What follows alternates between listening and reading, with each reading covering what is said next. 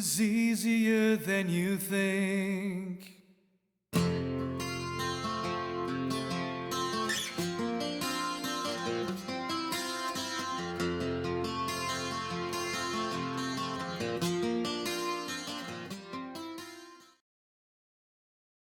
This is a Peace Energy Cooperative Save with Solar session. We're going to go through a lot of information about solar and about Peace Energy Cooperative. And let's see if, there we go.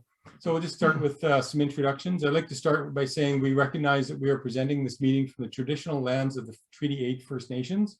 So we're in Dawson Creek, right downtown Dawson Creek, and you say the weather's gotten better here, so that's good. As far as introductions, we have Joanne Duick. Joanne's the president of the cooperative, and she's helping us out tonight with our session, and she's also my wife, so that's a nice thing. We also have Lee Quenneville, and he's our new hire for Peace Energy Cooperative. He's learning the solar trade, and he's a great guy to talk to. So if you need to come in and talk to somebody or phone, he's a good one. We're getting him trained up. And my name is Greg Duick. I'm the lead solar designer for Peace Energy Cooperative and sales. We work in the office at Dawson Creek, and we'll show you. Like I say, we're going to have a lot of information here. So some of it I'm going to go through fairly quickly. Just as a reminder, only the presenters will have their mics active. We might open them up at the end for questions, but you can help us by answering the polls as we put them up. And I think Joanne's going to put up the first poll here about how you heard about the session tonight. If you can just answer them fairly quickly and close it off, then we'll get the results and we'll just keep going on. And I'll keep talking while the poll is up there. You'll notice at the bottom of your screen, there's also a chat function, and you can use that to ask questions or comment. You can ask them directly to Lee or Joanne, and they will answer some of them, or the other ones, they will take them down and compile them, and we'll answer most of the questions at the end, because I think a lot of what we're going to talk about tonight will answer your questions as we go along. So thank you for coming in tonight, much appreciated. You can also use your phone for audio. If your computer is having difficulty with the audio side, then what you can do is close down your audio on your computer and use the phone-in number on your phone so you can hear what's happening. So let's keep going. And you can close that poll, maybe, Joanne. Okay. Thanks so much. I'll just quickly share it. So the first thing I want to talk about, and it's just to do a quick overview, is grants for solar. So the big one right now is, there we are, the Canada Greener Homes Grant. And this just came out late this year. It's a federal government grant from Government of Canada. It's up to $5,000 for retrofits on a property. It's a residential property. And along with that, up to $600 extra for the actual energy evaluation. There's up to 700,000 homes over 7 years. However, we always like to get in early on the grants because quite often they get fully subscribed before the time or the money or the date comes up. So we'd like to see everybody who's interested in this get into it as soon as you can. And we're going to have a lot more information on this coming up, but I really wanted to focus and tell you this is a great opportunity. We've been waiting a long time for a grant like this to come along. So it's really, really good to have it out here now. So, all right, so we'll continue on here. So next set of slides here, what is Peace Energy Cooperative and what have we done? I'm going to let Joanne speak to this a little bit as the president of the cooperative, and just use your break. Okay. We'll switch chairs here. Okay. Hot chairs. Hi. So yeah, as Greg mentioned, I'm currently on the board of directors at Peace Energy, and I'm the chairperson for our board. And it's a really awesome board. So in the future, if any of you are thinking of joining an entity, it might be one that you're really interested in. It's a great group of like-minded people. And so I'll tell you a little bit about what is Peace Energy Cooperative and a little bit about our history and what we've done. So what is Peace Energy Cooperative? It's Western Canada's first renewable energy cooperative. We were incorporated in 2003, based out of Dawson Creek, and we're licensed to operate anywhere in Canada now. And we also have an office in Peace River, Alberta. Sorry, I'm just going to have to interject there. Mhm. My apologies, I didn't change this slide yet. We did have to close down our Peace River offices last year Yes. due to COVID. So my apologies, I left that in there. Yeah. And I was thinking we closed down like the physical office, but True. we still have representatives in Peace River, Alberta. So in my mind, the people are still there. It's just that we're saving a little rent money by, True. And we're still very active in and we're still very active in Peace River. So we're dedicated to making renewable energy affordable and available in Peace River District of Northern BC and Alberta and beyond. We are a for-profit cooperative. We're designed to provide a financial return to our 600, it's actually bigger than that now.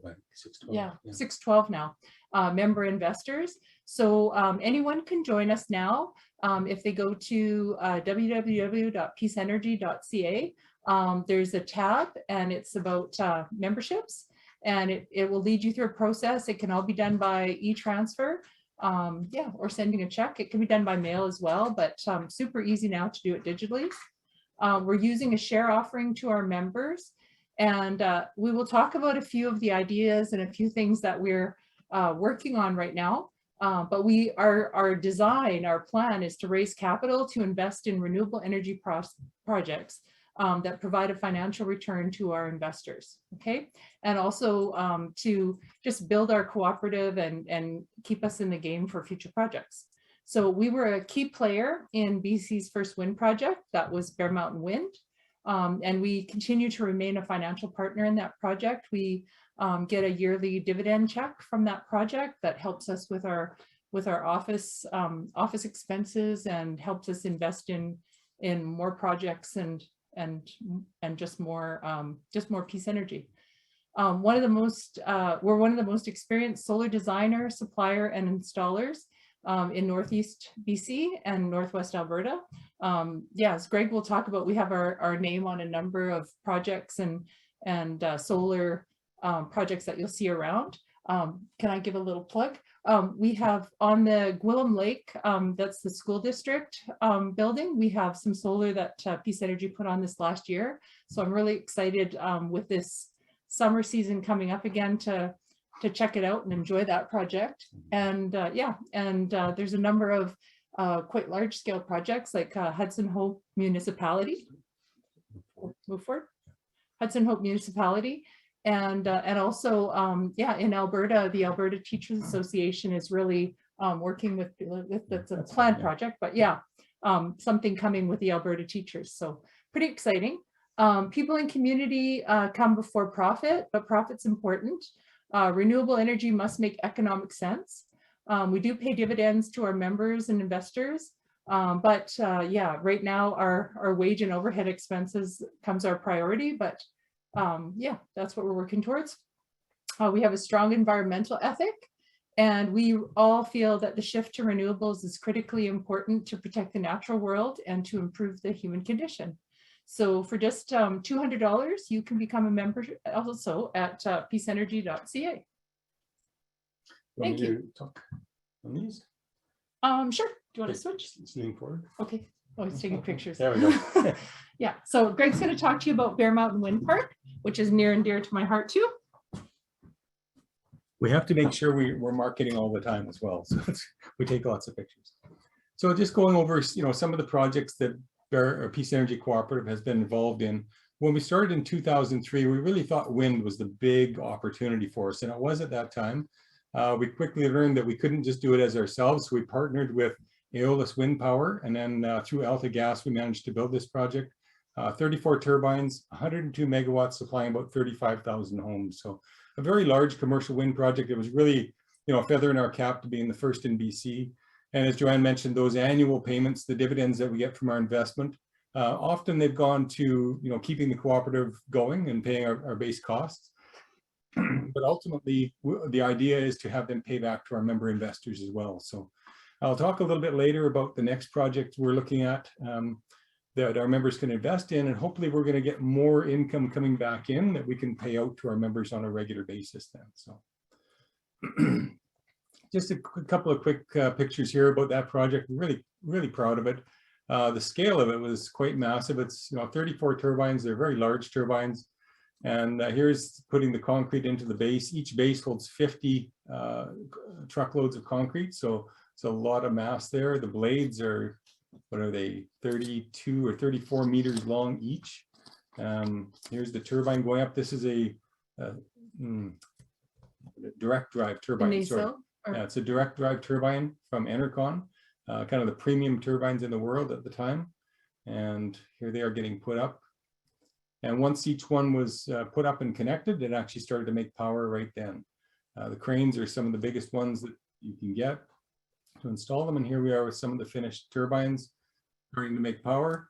And there's BC's first wind-powered city, Dawson Creek, because as those electrons are produced and go into the grid, they're going to flow to the closest load, which of course is Dawson Creek. So yeah, it's a really great feeling knowing that we have a foot in on one of the first wind projects in BC. And yeah, it's really great.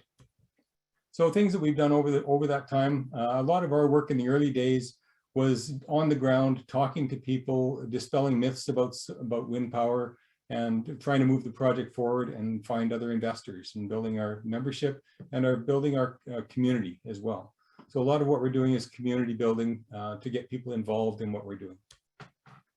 We also worked with the, excuse me, we also worked with the local co-op, or sorry, the college, Northern Lakes College. We had an idea in the top left to develop Energy House, which would house some offices, some educational areas, and it would be a LEED certified with wind and solar, et cetera. And it actually went forward. They managed to get millions of dollars in funding for it, and a beautiful facility down in the bottom right. Unfortunately, we weren't able to participate when it finally came to fruition, but we're very happy that it's a project to move forward that we had some say in and some support for. One of the bigger projects we've done is Hudson's Hope Community Solar Initiative. We assisted Hudson's Hope, a little community of about 1,100 people in Northeast BC, and we helped them get a grant for $1.3 million, just under $1.3 million. Then we participated in a request for proposals, and we actually won the bid to install 9 solar arrays at 9 different locations for a total of 510 kilowatts. So just a really wonderful project and a great thing for us to get involved with. It's supplying a lot of power to the community. One thing you'll notice at the bottom here, it says that this one on the district office is 53 kilowatts in size. That's the DC size, that's the solar array on the roof. And it equals about 80% of the energy use that building normally uses in a year. So we call that 80% net zero, because net zero would be we're producing as much energy as they use in a year. I'm going to go over these terms a couple of times, so don't worry if you miss them right now. But yeah, we've got a number of buildings there. We hired, I think it was 7 or 8 of the local high school students to work through the summer, trained them up, gave them experience in renewable energy, and they did a great job for us and really helped them out as well. Some of the other buildings, of course, the arena was a very large array in the bottom, and the public workshop is 100% net zero. That's a great opportunity there. We also did a very large ground mount array at the lagoons. So, a number of different styles, different types of construction that we had to undertake. And this was our pièce de résistance. This was the artistic one. We had some money at the end that we were going to put some solar at the pool, but as you can see, they already had solar hot water. So we said, well, let's do something interesting to keep people, let people know this is something special. It's not just up on a roof somewhere. So we did the solar wave, which supplies power for the offsetting the pool costs, but also gives a shade area for people to stand under. And it's a centerpiece, right? It's something that people look at and say that's a bit of an artwork or something special. So it's a centerpiece for the community. We also did training again. We did local hiring, local training of the staff, the community staff, as well as just people who are interested in solar. We did an education series for them out there, and even went into the high school and talked about renewable energy and solar. So we always like to have a community component to all of our projects, and definitely we'll do that moving forward as well. And here we are, the grand opening. We had everybody there. We had a big barbecue and information sessions and speeches. So it was a great day for everybody. So future projects, we're always looking for what can be the next investment opportunity for our members. So we've looked at a number of things, but one of the ones that really stands out right now is potentially a solar farm. You know, before we looked at more wind farms, unfortunately, it takes a lot of time and energy and money, and it's a really complex process, especially environmentally, to do a wind farm. But doing a solar farm is not as complex, it's easier, and actually the cost differential is quite a bit different now. We can put up a solar farm a lot more efficiently and cost effectively, and it has flexibility. If we can only find a certain amount of money, we can adjust the size of the project to fit that. So what we're looking at is we're proposing Northwest Alberta in the Peace River area. It's a utility grid-tied solar system, so we'd be selling power directly into the grid in Alberta. We're looking at probably 2 to 4 megawatts in size, which would cover, you know, up to say 40 acres or so. An approximate cost of $5 million to $10 million, and an operational lifespan of at least 25 years, probably more. Once you install solar, it just kind of keeps running. The nice thing about solar is we can have parallel use of the land. We can keep using it for agricultural uses, so it's not taken out of agricultural use. So we really, really like this idea. There's a lot of, you know, it's a very, very rich agricultural area around Peace River. There's bees, there's sheep, there's growing vegetables, there's rural farming and all that. So I think we can develop some great partnerships with the community with that as well. And just an update for where we're at right now. This last year, we received applied for and received a $20,000 grant from the Cooperative's insurance. So a big thank you for cooperators for doing that to help us out. There's a lot of upfront costs that we have to undertake to develop a project like this. And so we're working as best we can, as efficiently as we can, but definitely that helps out a lot. We're reviewing our investment and grant options and developing our business plan. You know, there's a lot to this, and we can't take it to our members until we know that it is a good business venture. Then we take it to our members and see what they think, see if they want to invest in it. So we're still working on that. We're hoping that later this year we can have that out to our members, but there's a lot of studies and things that we have to do first. We're also starting to review other options. So this project, the ASEP project, that would be in front of the meter. That's selling power to the grid. There's also the option of doing behind the meter, like smaller investments, smaller projects that are more like the microgen projects that I'm going to talk about in a few minutes, where we can have an arrangement with a municipality or a business to have solar on their building or their property, and we can lease it or lease it to them or lease the property or lease the roof space. Number of options there. So we're also looking at those options because maybe we can't raise $5 or $10 million. Maybe we can raise a couple $100,000 or $1 million. So we're going to have some options in what we're going to be doing. And we're looking at all of those right now. So that's the ASEP project. And just a reminder that only Peace Energy Co-op members in good standing will be given an opportunity to invest at the time that we bring out the investment offer to the members. So if you know anybody who's interested, now's the time to become a member, so that it's only $200. And that gives you the opportunity to invest when the time comes around. Once we bring the investment opportunity out, then if you're new coming into the co-op, you could not participate in that. And that's because of the Canada Securities regulations. So it's something we have to follow.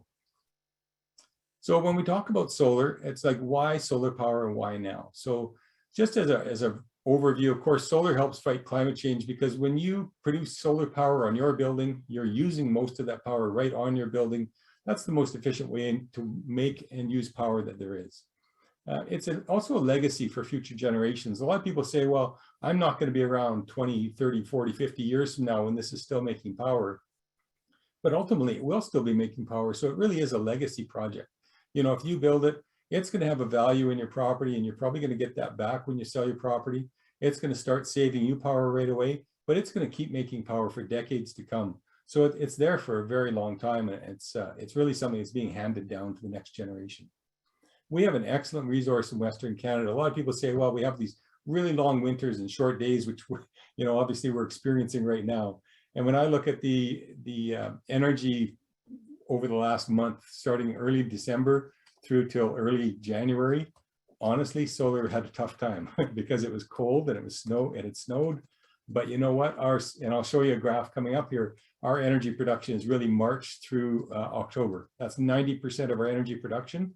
So winter really isn't an issue for us. It's there. We make what power we can, but we live with whatever we get. The cost of solar has come down drastically in the last 5 years or so. It's dropped about 80%. Now this year we're seeing a little bit of an increase because of COVID. Of course, everybody hears about supply chain issues, and that's happening to us as well. Right now, we still have a lot of product available, which is great, but some of the things are increasing a little bit in cost. Other things are not as available as they used to be. So we'll see how this year comes out. If you're interested in solar, now is a great time to look at it, because they say we do have product available right now, so we could get you locked in, get the materials out to you, and install it when the weather turns, basically, and kind of get in before the rush. Solar panels come with a 25-year output warranty. They have a 12-year parts warranty, and the inverters have about a 12-year parts warranty as well. That you can, some of them are even 25-year warranty. So they're really long-term. You don't have to worry about doing a lot with them. There's not a lot of maintenance or anything. Basically, you install them and they keep running for like decades to come, really, without a lot of thinking about them. BC and Alberta. So my apologies to anybody outside this area, but we're really talking for us, Northeast BC, Northwest Alberta. The grids welcome grid-tied solar systems. And I know a lot of other places do as well, but I can't comment on Saskatchewan, Manitoba, Ontario, etc. So, but definitely if you're from those other areas, look into it. It's an excellent opportunity, and especially with that grant right now. The job for us is to make going solar easy for you.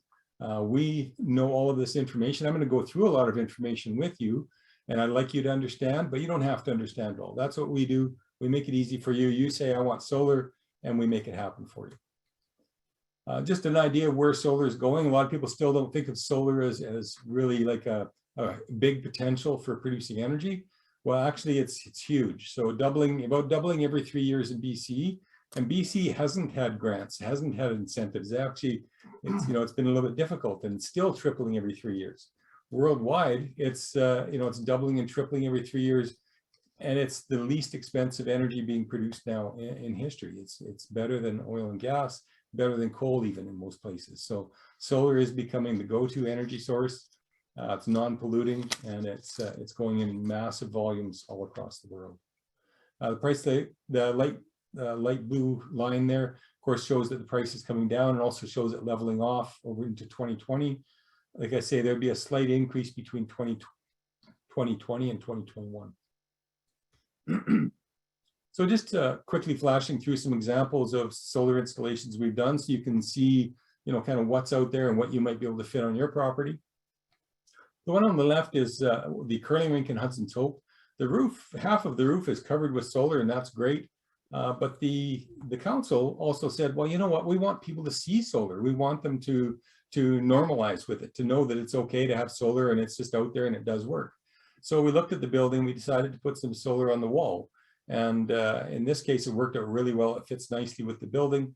It interacts with the community. People can see it. It produces energy in the fall and the spring a little bit better than what the roof does. And that's also when they're using power for the curling.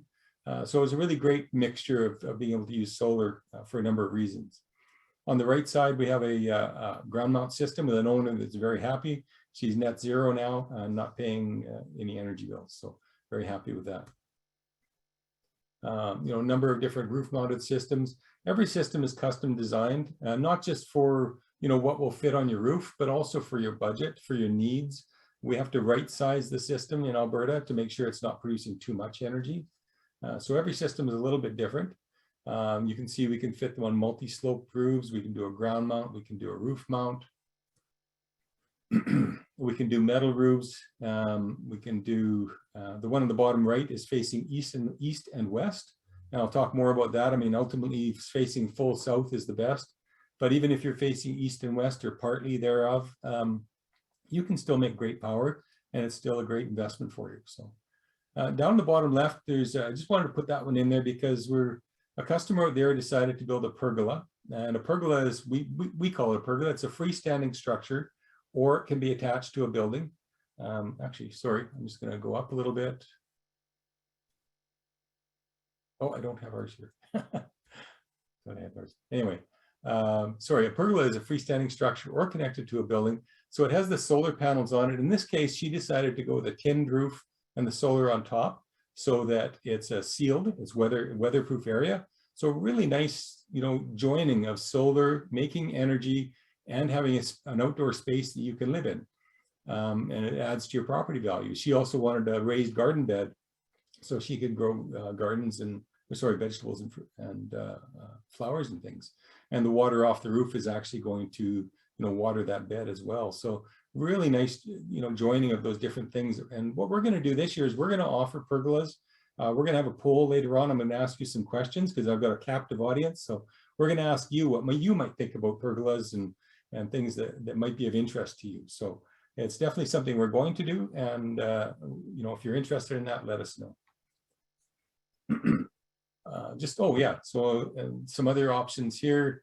On the bottom left, you see on top of a sea can, this family wanted to have a storage area. They wanted to have solar, so we joined the two, gave them a sea can with solar on top of it, and they have both all in one. So a really nice juncture there as well.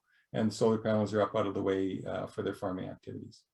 On the right-hand side at the bottom there, you can see that's our house, Joanna and myself. And we've got a pergola on there. There's 7 panels over the deck, and they're attached to the house on one side, and they have the posts on the other side.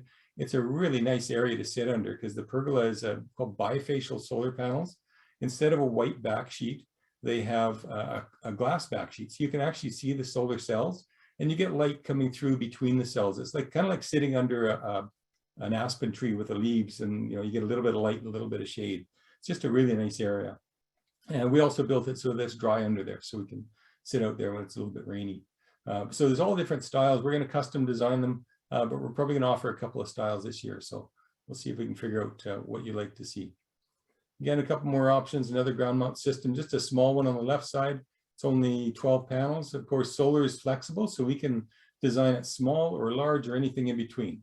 That one on the bottom left, we can always add more solar panels by adding more screw piles. The one on the bottom right, of course, is obviously very large. They wanted enough power to be net zero.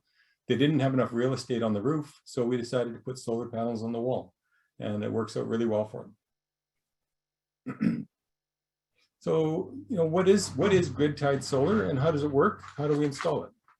So Gridtied Solar, the basic idea of Gridtied Solar is you don't have batteries. What you're doing is displacing the cost of electricity you would normally pay to your utility. And we know those utility costs in red are going to keep going up. They might stabilize for a year or two, but in general, we know that those, like everything else, they're going to go up in cost.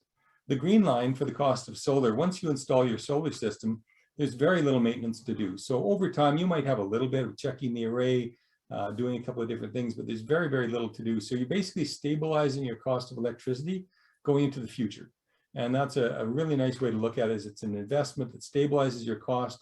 It's almost like buying a bond where the value is there with your property, with the system itself, but you're also getting paid back every year. And every time that red line goes up, your solar power gets more valuable because you're displacing that higher cost energy as you go along. So how does it work? Well, what we're doing is we're producing power with our solar array as the sun comes up. And in this little graphic here, we're making 200 W or 200 watts of solar. That power is going down through the inverter into our breaker panel, number 3. And we see our little guy is looking in the fridge. He's kind of hungry. So we know that the fridge is using power. At that moment, it's using 700 watts of power. So that leaves us 500 watts short, as it were. But luckily for us, we don't have to think about it. Our solar system and the electric grid all functions interacts together with no issues. So it's all seamless. So what happens here is we draw that extra 500 watts of power off the grid and everything keeps on running. No batteries required. It's all just interactive with the grid.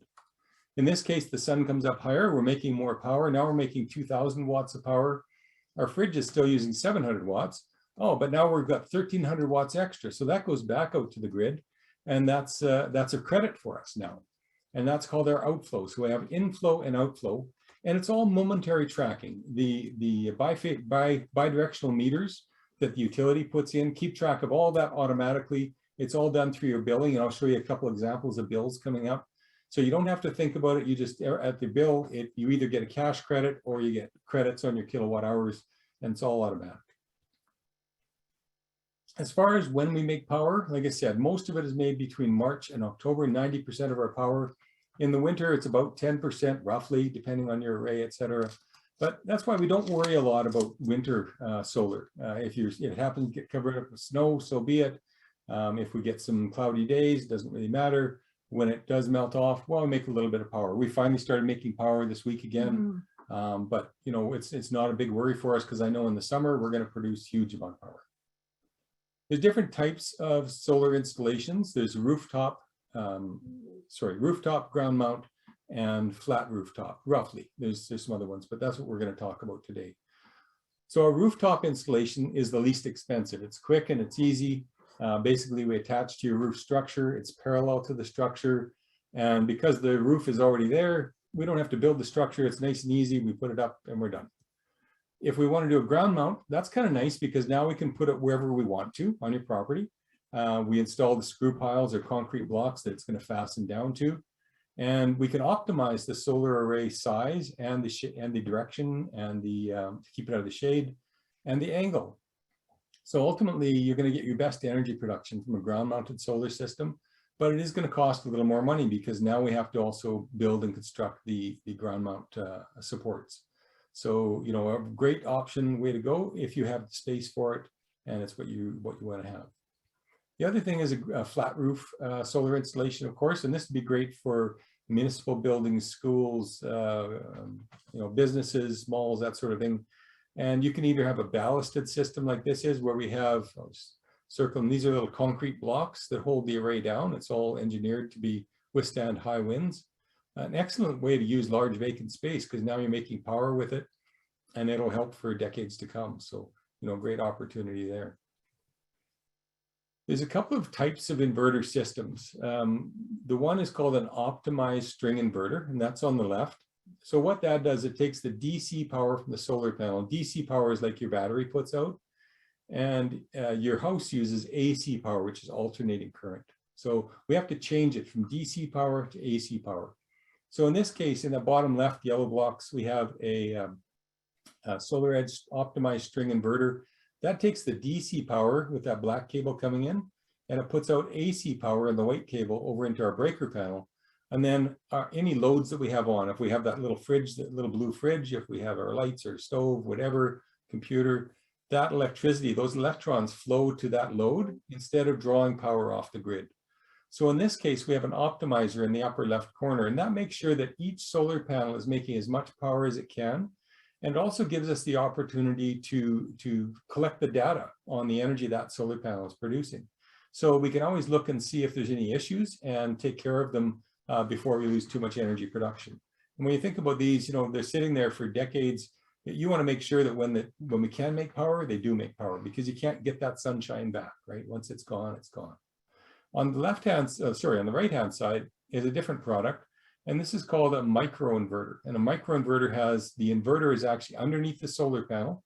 It takes that DC power from the solar panel, turns it into AC power right there, and that puts it into the breaker panel directly. So just different designs to each system. They each have their pros and cons. And again, we custom designed for each project. So we'll kind of look at what the options are with each one. Both of these are starting to come out with battery backup systems now. They're not like readily available in Canada, but they are coming, and they're going to be great because they're totally interactive. You'll be able to have a battery backup, generator backup. With the SolarEdge system, you'll be able to use your electric vehicle as backup power and to charge your electric vehicle. You'll also be able to monitor the electricity used in your building. And with Enphase, you'll even be able to shut down some circuits. If you're not home, you can shut some down and save some power if the power goes off. So it's really becoming quite interactive in so many different ways instead of just being energy production.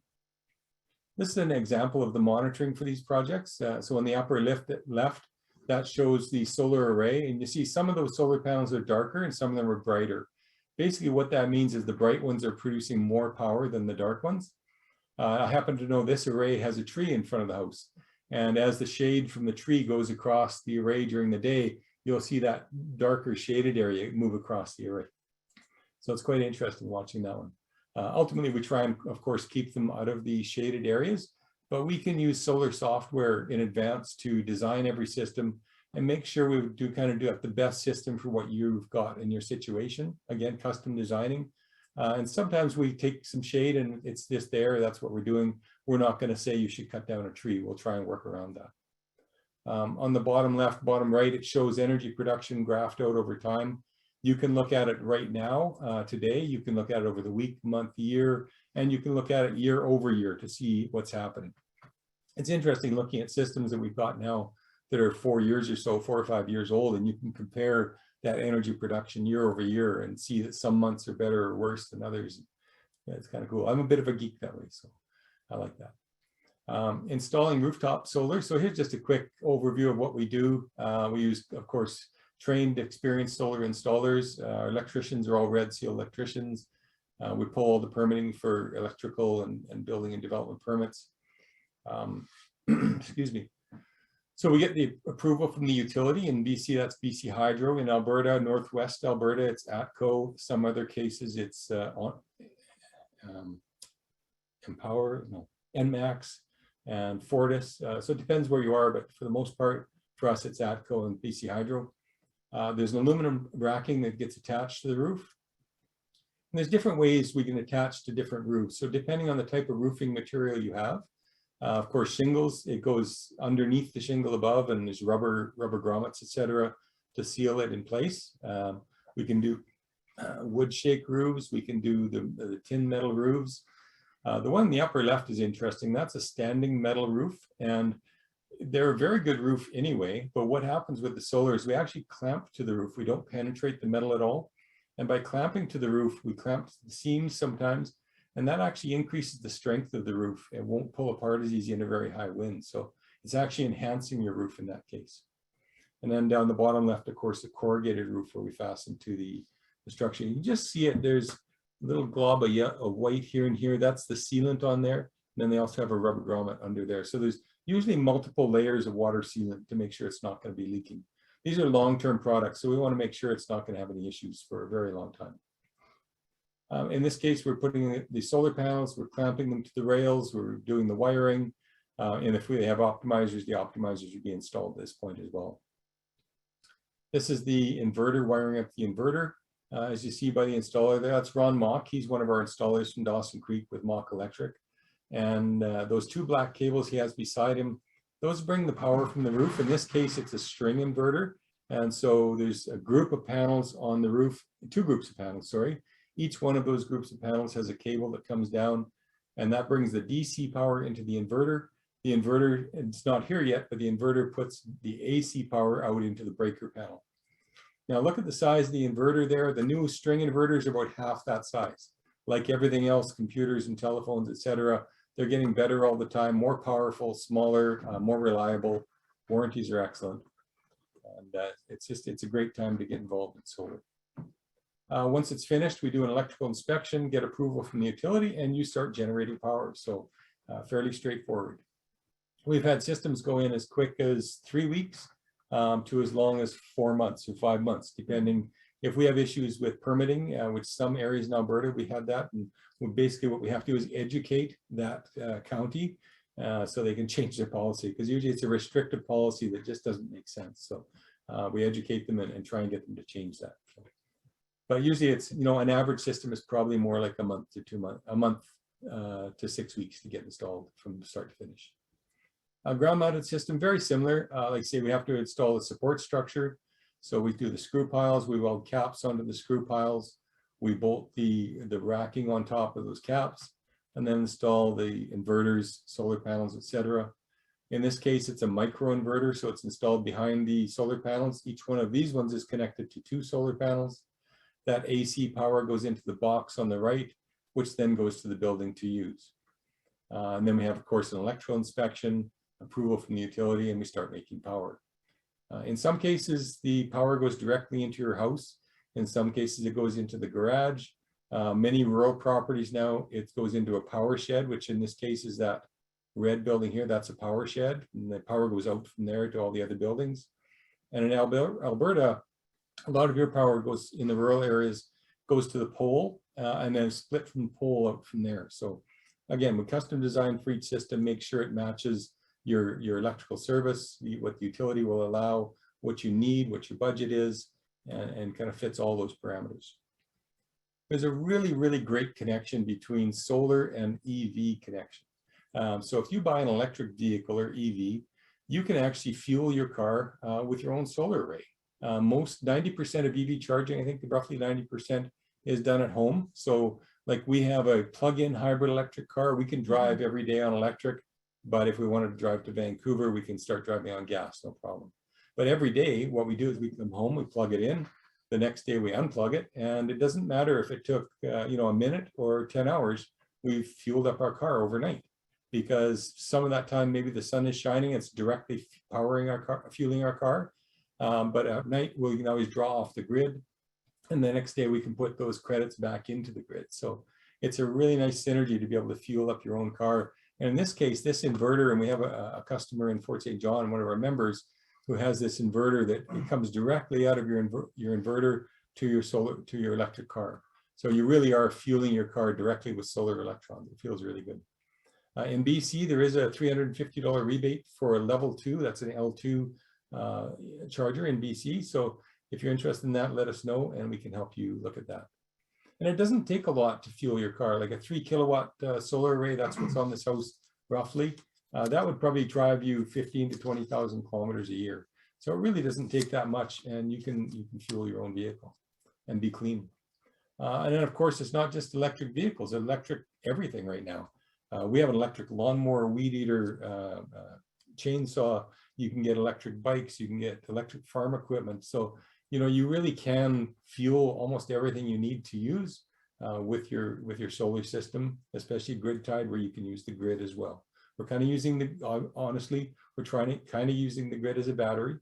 But as the batteries develop and are more available and cheaper, we can install batteries with a solar system at the beginning, or we can add them to the system after the fact. And then you can start using your own solar produced power at night as well, or as a backup system. So it's going to be that self-use from your system is going to be very helpful in the future. So solar design considerations and benefit examples. So I kind of want to walk through with you what we do when we design a system, what we're looking for, so you understand, and you can maybe even help us with the information we need so we can give you a quick estimate and even decide if you wanted to move forward or not. So up in the top right-hand corner, it says annual use of around 7,000 kWh, which remember is kilowatt hours per year. If you were to look at your bills for the entire year, that's what you might add up and say, I use 7,000 or 10 or 20,000 kilowatt hours in a year. That's the number that we're shooting for with our solar system to be net zero. If we can produce 7,000 kilowatt hours in a year, we call that net zero. Now you might have, it might produce solar at a different time than you need it. So in BC, we're going to save those credits, and I'll discuss that. And in Alberta, you're going to get paid out for those credits each month. So a bit of a different system in each area. What we're looking for is what's the best options for putting solar in this property. So of course we see the shop, it's got a green roof there. It has an east-west facing roof slope. So, ideally full south facing is excellent, but we can go east and west facing. You're going to lose a little bit of energy production comparatively to a south facing roof, but it's still very good production. You might have to put on a few more solar panels to make as much power. So we're looking for what space is available. We've also got the south, which has basically a south-facing roof slope. We've got a couple of oddball things there. We've got a pipe sticking up, and we've got that little roof area, that triangle roof area. So we'd stay away from those. We're going to look for where we can put solar on the roof and make it fit. And we also have room for a ground-mounted solar array. So the things we're going to ask you is, well, how much power do you want to displace? Do you want to be net zero? Do you want to just displace a little bit? Do you want to supply power for your electric vehicle? Or do you want to produce extra power because you're going to get an electric vehicle next year? We also want to look at your budget. Are you thinking about, you've only got 10,000, or you can go 20 or 30. It's not that we're trying to maximize and sell you the most that we can. It's just better if we work within what you're thinking about, so we're not promoting something that's way out to lunch. Also visual, not in this case a ground-mounted array where I've got it sitting here. They may not want it there because they've got this beautiful deck overlooking the valley. So maybe we would put the ground mount array back here or something. So just keeping that in mind as well, just what are the options? In this case, in order to produce that 7,000 kilowatt hours per year, just really rough numbers, don't hold us to these. The shop, we can put about 7.5 kilowatts on that roof on either side. We can put a lot more, but we only need about 7.5 kilowatts. It would cost roughly $22,500. The house, we would need a 6 kilowatt array to produce about that same amount of power. That's going to be about $18,000, maybe $19,000. And the room, I don't know why I put room there, but the ground mounted array down in the bottom right, we would need about a 5 kilowatt system. And it would be about $19,000, maybe $20,000.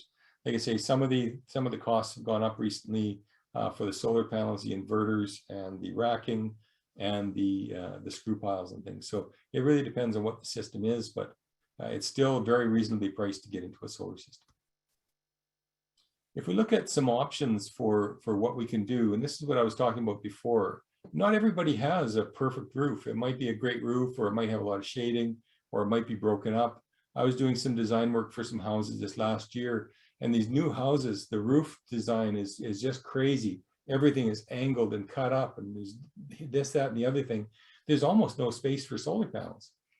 So if that was the case, or if you just wanted one, we can build a solar pergola for you, where it's a freestanding unit, or like we have in our house, where it's connected to the house, but is like an awning type system. These solar panels, if you look on the top right, that's called a bifacial solar panel. So the light still comes through, but it's not harsh sunlight. We can build them with a assortment of different structural designs we've been working on. Lee has been a great asset for that. He's been in construction a lot. So he's been working with that and helping us design those, and he's going to be pergola man, I think.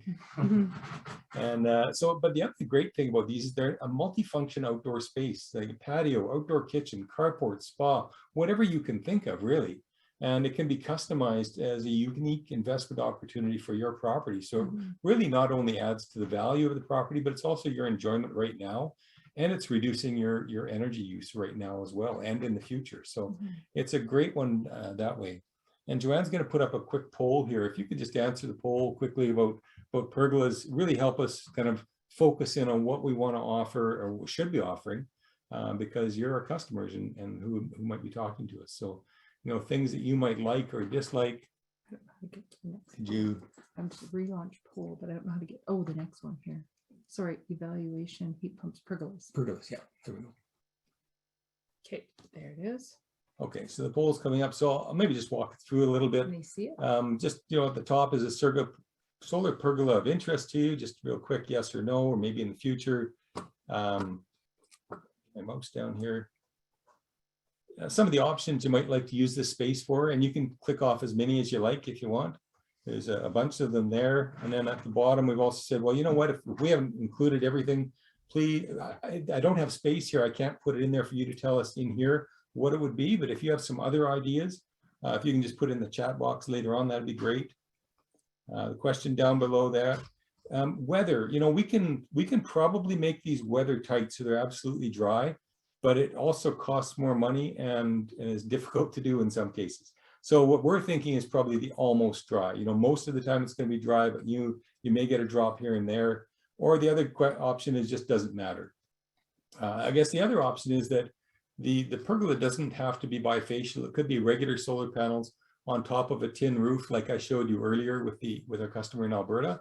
So again, custom design, there's a number of options. We're trying to come up with a couple of basic options or sizes that's going to work for most people. They can see it. Yeah. People are answering it. Thank you. And then, what options you might be interested in. We can do maybe a windbreak. We can put in LED lighting or electrical outlets. You can have growing or planter boxes. One thing I liked when we were in Mexico was they had this huge chessboard on the ground with these big chessmen. You could sit around and play chess. And if I had one in our yard, I think I'd put down big tiles so we could have that out there. But, just throwing things out there. Again, if you have ideas, please let us know. What else? Yeah, there's just a number of different things. So let us know what you're thinking. We'll close that off in a couple of minutes here, and then go on with the rest. There's a few questions came up in the chat. That was a contact, but there's one here about how do you estimate income from solar projects? Okay. With variable pool prices? Sure. Yeah. Okay. So while you guys are filling that out, I'll just take a minute or so here to talk about this. How do you estimate income from solar projects? In Alberta, they have a variable pool price.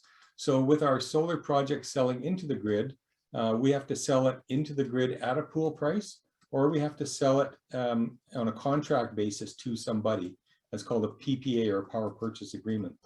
For these systems, as microgen systems, you are basically, you're looking for a rate that's beneficial to you. Now, like direct energy and some of the other ones, they're kind of the normal go-tos that you automatically get for your electrical and gas bill. But in Alberta, you have a free system, and I'll talk about it in a minute, where you can choose your electrical provider and you can maximize your energy value from the solar, because you can have a low rate in the winter when you use a lot of energy but don't produce a lot of energy. And you can go to a high rate in the summer when you produce a lot of energy, but you're not using a lot of energy. So essentially you're getting paid more in the summer, and then you pay less in the winter. So I hope that helped answer that. Like I say, we'll go over that more here in just a minute. So let's shut down this poll. There was a question about how much power does a pergola produce? Oh, so that's one of the things we're kind of looking at right now, is what size to make the pergola, because every solar panel is going to produce a certain amount of power. Do we make it with 4 panels or 12 panels or 24 panels, you know? And it's kind of like the size will be specified by the number of solar panels we put on the roof. So just roughly, we were looking at 2 high by 6 wide solar panels, which would be about 21 feet long by 14 feet deep. So not sure how that might fit in people's yards. Like I say, it's flexible, so we could go down in size and we can go up in size. We can, we can make it fit whatever your needs are. Okay, let's close that. Okay, We're going to close that poll, and we're going to go on to the next one. thanks so much. Thank you for that. The next Okay, one. and the next screen. So yeah, I may as well put up the poll right now, and I'll talk through this as we go here. Do you want the one that's the heat Air pump? source heat pumps. The heat Heat pumps. pumps, yeah. Yeah. So this is another avenue or product that we're considering carrying. We want to make sure we're offering things that are energy, have energy value, as well as value to you as an investment, and overall to the environment. Just kind of in general, that's where we want to go with things. So air source heat pumps they're a newer technology. They're very energy efficient, especially compared to other heating sources that we have. And of course, especially, compared to gas and wood and things, they're a much reduced carbon footprint. So they're electrically, they use electricity, and they're kind of like a refrigerator. If you think of a refrigerator moving heat from one area to another. And basically that's what they're doing up here in this little drawing here. It's moving the hot air inside, it's putting that hot air outside, and it's bringing, in this case, cool air inside. It's not really moving that air. These are just refrigerant lines, but it's moving that energy. So what you can do is you can supply heat with the system, and you can also cool with the system. So it's one system that does both things. It uses the air outside, so you don't have to do drilling like a geothermal system. So it's quite compact. You can see in the bottom side here, this is the outside unit. And then in the inside, you just have either there's a little unit on the wall, or it can go into a furnace system. You can just have it a little heat exchanger in your furnace unit. Or in some cases, you can also get hot water with them too. And so we're looking at different options, what's available, trying to find the best technology for our area. Because of course, when it gets down to 40, 45 below, you don't want this thing to fail. They're always designed, they're good to probably about 25 below 0 Celsius. So what we would probably do is we would install them as a backup to the system you already have. If it was in a new build, it would be this system and then another boiler system with it or something like that. So they're excellent for reducing energy. They give you heat and cold. They might be able to give you hot water, depending on the design. They can work with a forced air furnace, with a hydronic heating system, or they can be individual rooms or multiple rooms. So there's a lot of ways that they can work for you. And again, they're a great investment in the property. There are potential grants, depending on the model, from the Canada Greener Homes Grant, which we're going to talk about more, and in BC from BC Hydro and Fortis. And I have to review in Alberta. There may actually be a grant in Alberta, but grants they're fickle. They come and go so quickly. And right now there's a lot of them coming out. So honestly, we're having trouble kind of keeping up on what's the next ones. This is just kind of showing, a simple, here's the outdoor unit and the indoor unit that gives you the energy crossover. As I say, it can be individual room, multi-room, or a whole house. It can be a hot water supply as well. And it can also be used for heating a hot tub or a pool. So that's a great crossover as well. I like when things have multiple uses for them. So your investment is getting the best payback possible. How are we doing? So I'll end that poll. Yeah, so Okay, we'll end thank that. you. We'll end that poll. Thank you for your feedback. We really appreciate it. Like I say, we're trying to increase our product line that we can offer customers and make them good products that we're offering. So thank you for that. All right, let's go on with our solar. So solar considerations. When you contact us and you want to talk about solar, like I said before, we kind of want to look at how many kilowatt hours you use in a year. In Alberta, we have to do that. It's called right sizing the system. If you use 10,000 kilowatt hours per year, we can't propose a system that would produce 20,000 kilowatt hours in a year. We have to tell them what we're doing and why. It has to be designed right sized for what you need. In BC, we have a little more flexibility with that right now, but we would still want to look at the best investment for you, because if you oversize it, you may not be getting the money back from that investment that you want to. So the second thing is, where is your property located? And Google is great. I can look up a lot of things. In Alberta, there's a lot of legal land descriptions, but it doesn't always take us exactly to where we want to look at your property, which buildings we're looking at. So if you're able to supply us with exactly where your property is, or if you've got the road address, helps us out. And sometimes if we can't find it right off the bat, what we'll do is a Zoom call with you, and we'll share my screen like I would now, and we'll walk on Google Earth to see where exactly we're talking about. The third thing, what's your budget? You should probably think about, I think I mentioned before, do you want to spend $10,000, 20, 30, 40 or more? It all depends what's valuable for you or what you're able to invest right now. There's a lot of ways to look at that, but basically you're going to start saving with this right now. You can always start with a smaller project right now and increase those in phases over time to fit your budget. And I always like to, I've got these two little trees. If you've been on my webinar before, you know what I'm saying. But basically, when's the best time to plant a tree? 20 years ago, because now you have a full grown tree. So the best time to install solar is now. So you have solar, and it's going to start paying for itself, and it's going to get benefits for decades to come. There's always new technology coming out, but which technology would you wait for? Would it be, the one that's coming out next year, or what about the one after that, the one after that? So this is mature technology. It works very well. It's very stable. The prices have come down because it's manufactured in vast volumes. So now is an excellent time to get solar, especially with that grant. What's your goal? As we talked about already, do you want to reduce your bill? Do you want full net zero? Do you want enough solar now to displace future uses? Or do you want to design your system so it's easy to adapt and add on to in the future for those extra uses? Number 5, do you want to add any other work done at the same time? If we're pulling a permit, electrical permit anyway, do you want to do an electrical upgrade? Do you want to add a backup power or batteries or an EV charger? Or do you want to put in a hot tub, and have that receptacle run? So there's other things we can add to the project if you wanted to while we're doing it. So let's get into the differences between Alberta and BC. There's slightly different regulatory bodies, and well, very different regulatory bodies actually, and how they handle things. But the basic idea is you're displacing energy that you normally use off the grid right now, and you're getting credits or value for that extra power later on.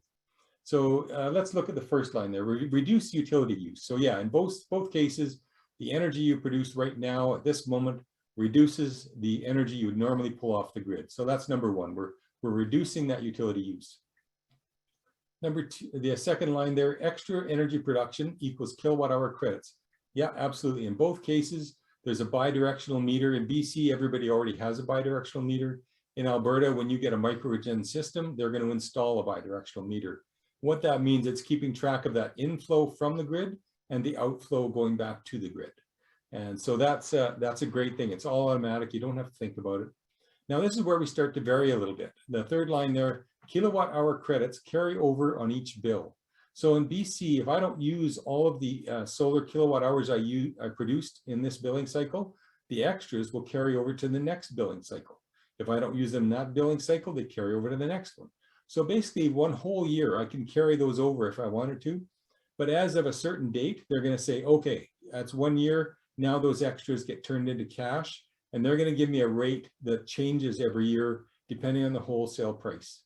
So in BC, it has value, But basically what we want to do is use up all those kilowatt hour credits so we don't have to worry about what price they're going to pay us for them.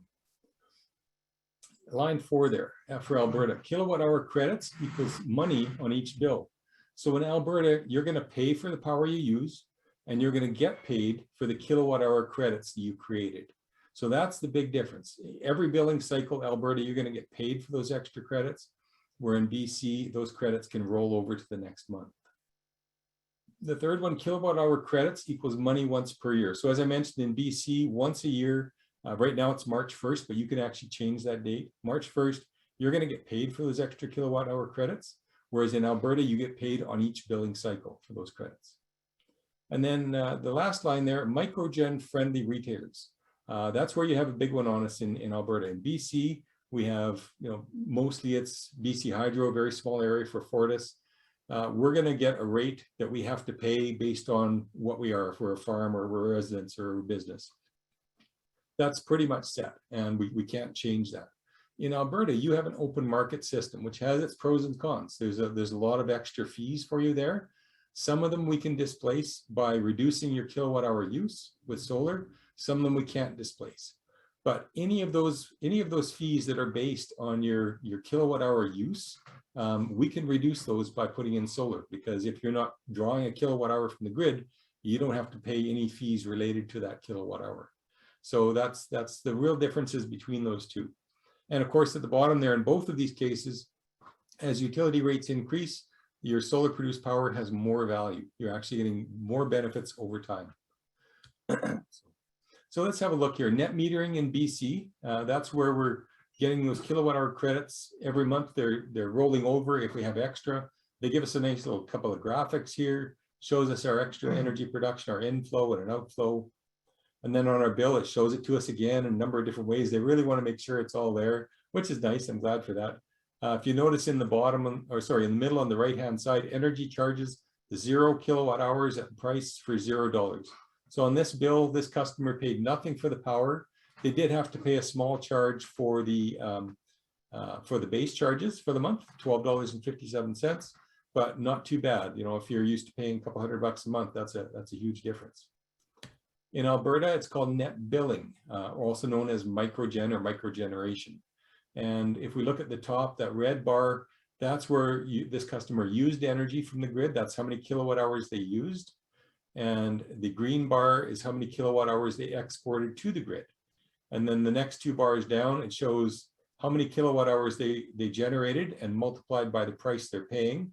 And of course, the green bar, how many kilowatt hours they produced times the credits they're going to get in dollar value for what they produced. So in this case, you can see that this customer actually had a dollar credit on their account of $153.29 on the upper portion of their bill. On the bottom portion of their bill, in this case, they actually ended up, displacing all of those costs, and they had a credit carries over to the next month. This is not normal in Alberta, I have to tell you. Most of the time, you're still going to have distribution charges and riders that are in there, but it's going to drastically reduce what you're paying in general. And the big benefit here, if you look at this price, 19 cents per kilowatt hour, I know that the one retailer I looked at the other day, because it's a free system, you can choose your retailer, and the retailers let you change your price during the year. So in the winter, you might be 7 or 8 cents per kilowatt hour. You're going to get paid, but you also have to pay out. But in the summer right now, I think it's 27 or 28 cents per kilowatt hour. So when you're not using a lot of energy in the summer and you're producing a lot of energy, you can get an excellent cash value that's going to, displace those other charges or even possibly carry over to other bills. So it all depends on how much power you're using, how much power you're producing, and when you're using it and producing it as well, as to how it works on your bills. But definitely good value when you put solar in. For businesses, there's the tax write-off for solar. It's a federal tax write-off under the CRA, and it's called a capital cost allowance, 43.1 or 43.2. We're not accountants, so we say we know it's available. Talk to your accountant, find out if it makes sense for you to claim this. You can claim up to 100% in the first year, or up to 50% per year on a declining basis. So that's all accounting stuff. I don't know all that, but I know it is available. For some businesses, it makes a huge difference. I had one business that was going to put in a solar system They were going to install it. They were going to take the 100% discount in the first year and then sell the business and the building so that they would have maximum value from everything. So kind of every system is, every situation is different. How do you finance your solar system? So we know that they're fairly expensive. Unfortunately, you have to pay for it kind of all up front or figure out another way to do it. So we're just going to throw some stuff at the wall here on different ways you can do that. And what we look at first, of course, is mortgage rates are so low right now, and they may be going up. So now is a good time if you really wanted to do this. Add to a new mortgage for a new construction, or if you're doing a renewal on your mortgage. And it may even be worthwhile to renew your mortgage early in order to get this in there, and maybe do some other projects as well. But you know, it's a great way to finance something and get excellent benefit from it. Most of the time when we're looking at the return on investment from a solar system, it's about 4 to 8% in year one. And if you think about, you know, the rates you're paying for things or the interest rate you're earning on the money you have in savings or in low interest bonds, et cetera, it's pretty dismal on your investments sometimes. So you may be better off switching that from investment you got in cash and turn it into an investment in your property that you're going to enjoy right away. Of course, you know, repurchasing loans, lines of credit, home renovation, et cetera. I mean, you know all this, but just throwing it out there. Financing options in Alberta, Alberta Treasury Branch, we do have a solar financing option. Atticus business leases for BC and Alberta. It's sometimes for a business, it makes a lot more sense to lease instead of buying the system. It's all a tax thing again. We also have an online group called Finance It that we're using now. And we can, within a matter of minutes to days, we can have an answer for you, an offer to finance your system. You can pay it off at any time. You can finance it between, I think it's 6 months up to 12 or 15 years. So a lot of flexibility there. And of course, if you get the grant, then you can use that grant to pay that down right away as well. PACE financing is just something I like to mention. It's property assessed clean energy. And what I relate it to is when we had our street repaved in front of our house, the city gave us the opportunity to put the cost of that onto our taxes instead of having to pay for it all at once. So that's kind of what PACE financing is, but you can use it for your green energy project like solar. Not every municipality or county has this available, but it is becoming more in vogue, and basically they have to be educated about it and put it into place through policy. So there are groups out there that assist people to get this into their area. So if you give us a call, we can try and put you in touch with them, and you can help everybody by helping move that forward. So of course the solar grant, well, not just solar, Canada Green New Homes Grant is a retrofit grant to reduce your energy use. It's from the federal government. It's for solar if you want it. It's up to a 5 kilowatt system or $5,000 maximum. You can put in a larger solar system, you can put in a smaller one, but if you want to maximize the grant, you want it to be at least 5 kilowatts DC. You also get, you have to have a pre and post EnerGuide evaluation from a certified EnerGuide advisor. And there's up to $600 to cover this cost as well, because they're going to charge you for coming to your house, doing this evaluation. With the pre-evaluation, what they do is they do a blower door test to check for airflow in your house. They check your insulation, your doors, your windows, and do a lot of your furnace, your water heater, do a lot of calculations. And they give you a report, and this report will have a number of items in it that they suggest that you do to reduce your energy use. And from that, you can choose to do some, one, all of them, none of them. It's up to you. If you don't do any of them, you can't apply for any money back. But if you do at least one of them, you can apply for the $600, and you can apply for up to the $5,000. One of the things that should be in the report is solar as a renewable energy project. So if you get an energy assessment done, and if they don't include solar, ask them to put solar in there, because if it's not in there, you don't have that as an opportunity or an option to put in for your grant money. So they can just redo the report, add it in there, and it should all be good. So just something to watch out for. Also make sure that the group that's doing it for you, there's what's called a service organization or an SO. That's the company that does this kind of work. And then they have energy advisors or EAs that actually come out and do the actual inspections. So we've managed to find 2 EAs that come up to this area. One is from Prince George, one's in Grand Prairie. So we're feeling very lucky, because what we've heard and talked to a lot of people is that most people are having a lot of difficulty, and they're like on a year-long or multi-year list waiting to get their certificate, their energy assessment done. Sorry. So we feel very lucky that we've got 2 of them available, and we've already had a couple of projects go through the process and even get their money. So it's available here. We've got an information sheet. It's on our website, and we can send it to you directly, and we can walk you through the process. Just a couple of notes on the right-hand side there. It's like 180,000 applications so far. This came out in I think June last year. So a lot of people are very interested.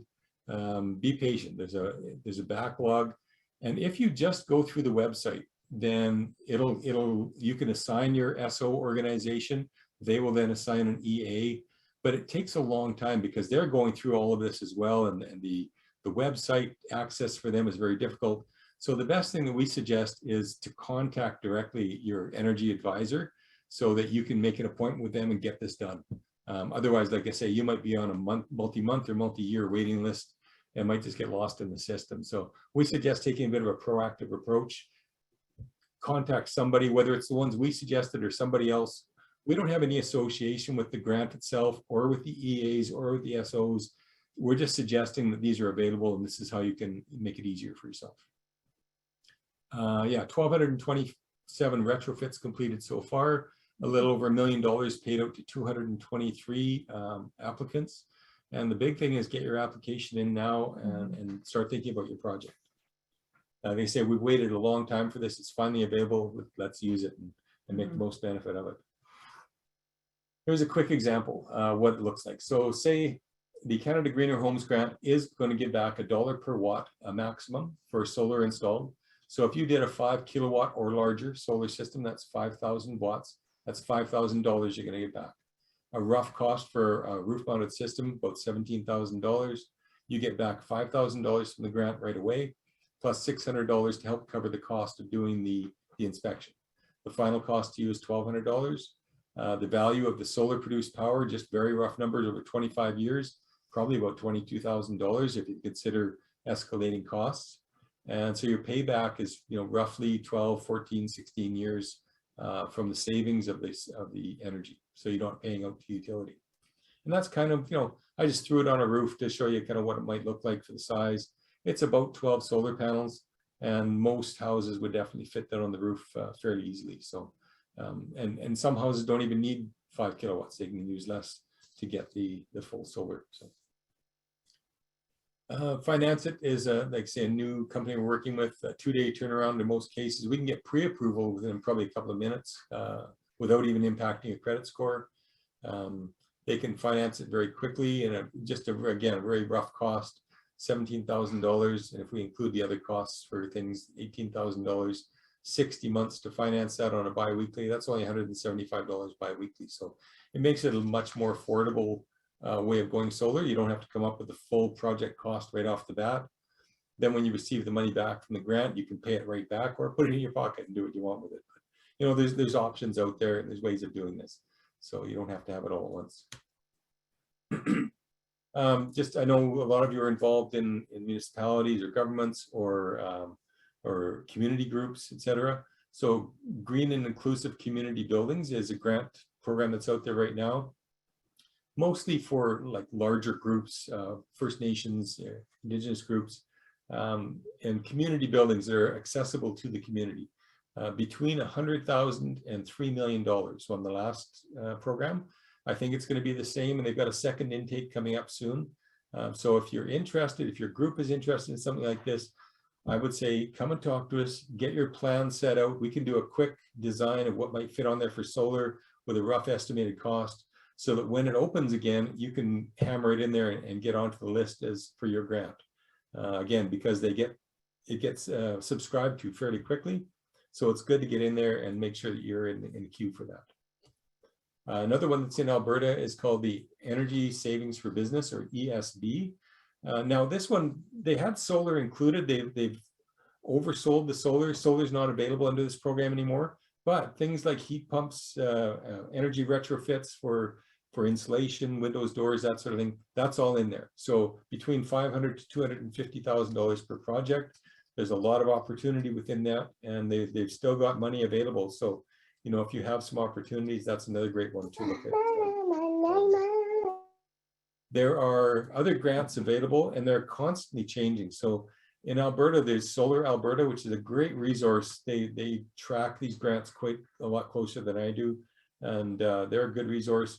BC Hydro and BC actually has some information for grants, and Better Homes and Clean BC as well. So there's money available. Let's use it and make the most of it. Quick summary. Should we do that last poll, the Oh. last evaluation poll? Yeah, sure. Let's do the last evaluation poll, and then we'll do the summary, and then we'll answer the questions. And did you want to do the summary? Sure, Okay. sure. And I have a couple of questions here too, you can look Okay. at while I do that. So I'm just going to, so you can just use the button. Okay. So you do the summary, and then. All right. Thanks for joining us tonight, everybody. Really appreciate it. It's a nice group, and yeah, thank you very much. Summary of our key points.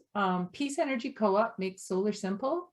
Call us, answer a few questions, and we do the rest. Okay. Yeah. Once your solar is installed, there's very little to do except to pay lower electrical bills and enjoy. There's no point in waiting for new technology. It's just like cell phones and those kind of things, like the current technology. If we wait for the next thing to come along, or the bigger, the better, yeah, you'll just be waiting. And right now, if you get it installed, you can enjoy it, enjoying it right away. And the days are getting longer now too.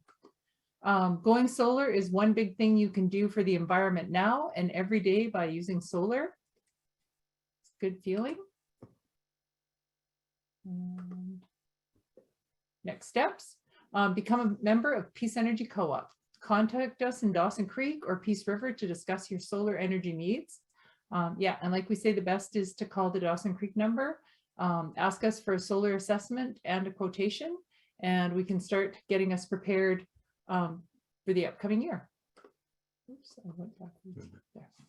All right, so Peace Energy Co-op is a lifetime, you get lifetime member benefits. For your initial investment of $200, you receive a full lifetime membership and certificate. One 200 membership share may pay dividends. You have an opportunity to purchase investment shares in renewable energy projects which are under development.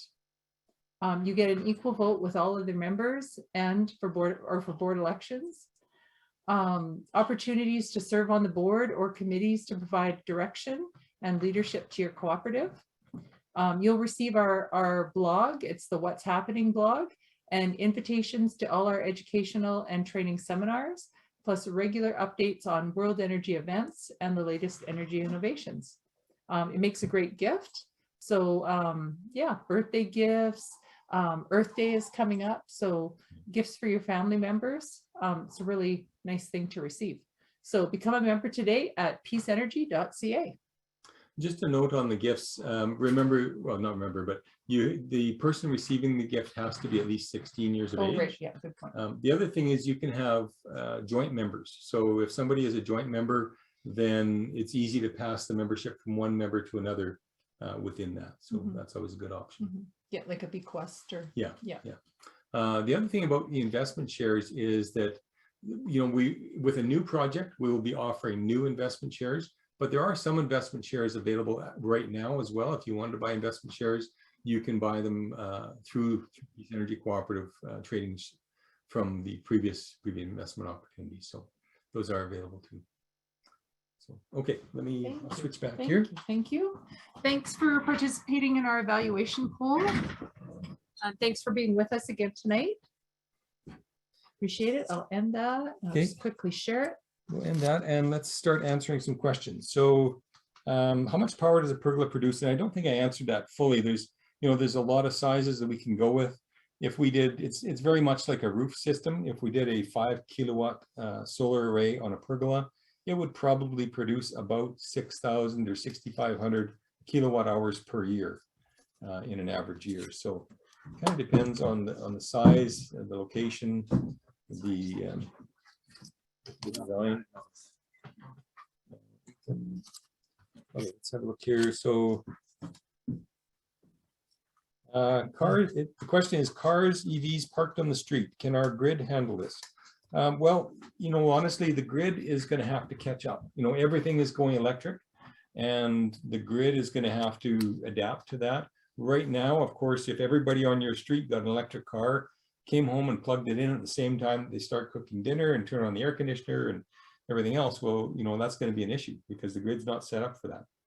But a couple of vehicles here and there is totally, it's, you know, it's definitely going to fit within that. The other thing is EVs can choose to you can set your schedule for when you want to charge your car. So you don't have to charge between 4 o'clock and 8 o'clock when everybody else is using power. You can set it to charge overnight when not very many people are using power, and maybe the price is even cheaper. So there's adaptations that can and should be made as we develop this. It's all new technology and changes to our society, which, you know, we're going to undertake, and it'll all be good if we dig into it. So as far as vehicles parked on the street, I know not everybody has, you know, their own individual house. If you're in an apartment or living on a street in Vancouver, you don't have the opportunity necessarily of plugging into your own house. So, you know, municipalities, governments are going to have to come up with plans to have charging along the streets, put in more fast chargers so you don't have to charge at home. You can charge quickly, putting in chargers at work. And there are some grants in BC again for charging at workplaces. So there's other options there as well. So it's going to come along. It's going to work. And, you know, one of the things I saw recently on social media was with the cold weather and a big traffic jam on, I think it was, what was it, the 401 in Toronto, I think. And the question going around was, oh, what are all these EVs going to do while they're sitting on this parkway without being able to charge? And basically what the EVs said was, what are all the gas vehicles going to do? Because all I have to do is keep the heat on in my car. I don't have to run the entire car. Where the gas vehicles are running their car, running out of gas, and then how do they refuel? So the electric vehicles have a lot of benefits in cold weather and just overall. But it's, again, it's education. So the question here about Alberta power. Can a project put electricity into the grid and be not metered for businesses? Sorry. Net metered. And be net metered for businesses. Sorry. Yes, as long as it's behind the meter. If we're producing solar in Alberta and it's behind the meter, basically you're called net billing or a microgrid. In Alberta, you have the option of going up to 5 megawatts, which is a very large size solar system. In BC, we can only go up to 100 kilowatts. So in Alberta, you have the option of a small microgrid is 0 to 150 kilowatts, and large microgrid is, microgen is 150 kilowatts to 5 megawatts. So there's a lot of opportunity in Alberta. Again, want to be designed correctly for your system, but businesses can definitely do this as well. Yeah. So someone had a question about the solar and battery system from next door. Is it still operational? Oh, as far as I know, the solar battery system next door is operational. What happened there was the owner wanted to have a solar system that was grid tied so he could reduce the energy use off the grid, but he also wanted to be able to keep running his business if the power went down. So he put in a battery set so that when the power goes down, his batteries kick in, he generates power for his building, and he didn't have to shut his office down and reschedule everybody. And what I heard from over the years is absolutely it worked well, saved a lot of money in having to rebook everything all the time. Last I looked at it last year, it was working. I haven't been over there for a little bit, but I would imagine it's still running very well. Now, off-grid systems like that have batteries, of course, batteries are consumable. You're going to have to replace your batteries over time. And it depends how those batteries are being used, if they're being used hard or light, and what the design is of them. The newer batteries that are coming in place are lithium iron ferrophosphate, or called LiFePO, and they're very safe. They have a high, they're very usable in the amount of energy that they can store and then they can give out. But they're also more expensive at this point. So as they become more regularly produced, you know, that'll be a good option for us. And we have one here about, do you provide services for a holiday home or a passive house off the grid? Yeah, we can design solar systems for off the grid. Again, yeah, this was a grid tie workshop. off the grid is kind of a whole separate animal, and you want to make sure that you're designing your system and investing in your system for the amount of power you're actually going to be using. If you over design it and over invest, then it's kind of a waste. If you under design it, it's not going to do what you want it to do, and you're not going to be very happy. So the biggest thing there is knowing how much power you're going to use. And it takes time to sit down and work with you to figure out what that means. How often will this light be on for how long during the day? How long will what kind of fridge are you using? How often will it cycle? There's a lot of things involved in that for the calculations. So yes, we can do off-grid. There's usually a cost involved with that because it does take more time and energy. Then we come up with a quote and you can decide if you wanted to move forward from that point. That's it. I think we're all caught up. Oh, can you simultaneously add wind and solar? So most of the time, a lot of people ask us about small wind, and they say, can I put up a small wind generator on my house and either have it as backup or have it go grid tied? And the answer is yes and no. You can. They are available. One of the problems with small wind is that you need the data to say that you have a good wind resource there before you invest in the wind power. And wind power tends to be very expensive, even for the small wind generators. And if you don't do it correctly, you're not going to make a lot of power for the money you invested. So a lot of times you're better off just putting up a couple more solar panels to make the extra energy. If you're off grid, sometimes it's worthwhile having a small wind generator because you might make power when the wind is blowing, but the sun's not shining. So it's nice to have that complement of when you're producing your power.